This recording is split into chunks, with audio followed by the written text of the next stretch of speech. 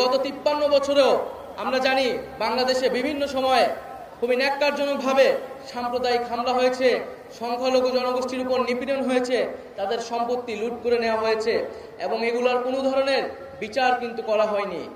বিচার করবে কিভাবে? কারণ যারা বিচার করবে তারা এই ঘটনাগুলোর সাথে জড়িত ছিল। রাজনৈতিক ইন্ধনে এই ধরনের ঘটনাগুলো ঘটানো হয়েছিল।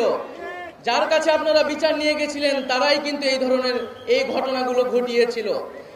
আজকে সংখ্যালঘু সম্প্রদায়কে বারবার রাজনৈতিক টুল হিসেবে ব্যবহার করা হয়, রাজনৈতিক ভোট ব্যাংক হিসেবে ব্যবহার করা হয়, কিন্তু দিন শেষে দেখা যায় তাদের পাশে কেউই দাঁড়ায় না। যখন ভোট নেওয়া হয়ে যায় তখন কিন্তু আর তাদের কথা মনে থাকে না।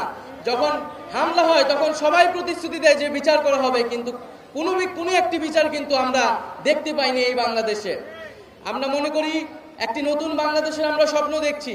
যদি এই নতুন বাংলাদেশ ইনক্লুসিভ না হয়, এই নতুন বাংলাদেশের স্বপ্নে যদি সকল জনগোষ্ঠী একমত না হতে পারে, অন্তর্ভুক্তি না হতে পারে, তাহলে এই বাংলাদেশের স্বপ্নটি ব্যর্থ হবে। সেই জায়গা থেকে আমি মনে করি আমাদের আগের প্রজন্ম আমাদের একটি ব্যর্থ দেশ আমাদেরকে দিয়েছে, যেখানে স্বৈরতন্ত্র ফ্যাসিবাদ তৈরি হয়েছে, মানুষের সম্পদ লুট হয়েছে।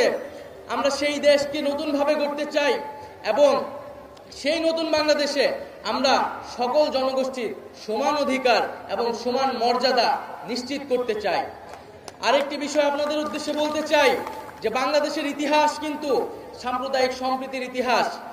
আমাদের ইতিহাস ধর্মীয় আন্তধর্মীয় সম্প্রীতির ইতিহাস। বাংলাদেশের ইতিহাস ও সংস্কৃতিকে আপনি ব্যাখ্যা করতে পারবেন না।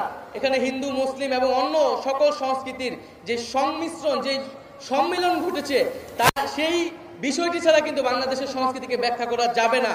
তো এই ইতিহাসকে যাতে আমরা না ভুলে যাই এবং আমাদের যে সাম্প্রদায়িক সম্প্রীতির ইতিহাস, আমাদের যে সম্মেলনের ইতিহাস, সেই ইতিহাস এবং সেই সংস্কৃতিকে মনে ধারণ করেই কিন্তু বাংলাদেশকে নতুনভাবে এই বিশ্বের বুকে দাঁড় করা হতে হবে এবং আমাদের যে একতা, জনগণের একতা, সেই একতার শক্তিকে কিন্তু সামনে নিয়ে যেতে হবে।